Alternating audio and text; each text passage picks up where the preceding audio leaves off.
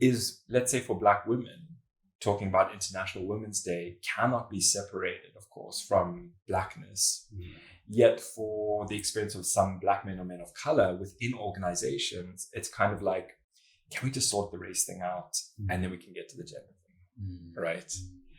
It's kind of like, we're coming now, but let's just get this sorted out. Now, of course, that's a privileged position, right? And that's how it always operates. Like, let's just deal with our stuff first and then we'll get to yours. And I think the conversation of intersectionality is becoming just increasingly more important, that like, we can't just look at the race thing.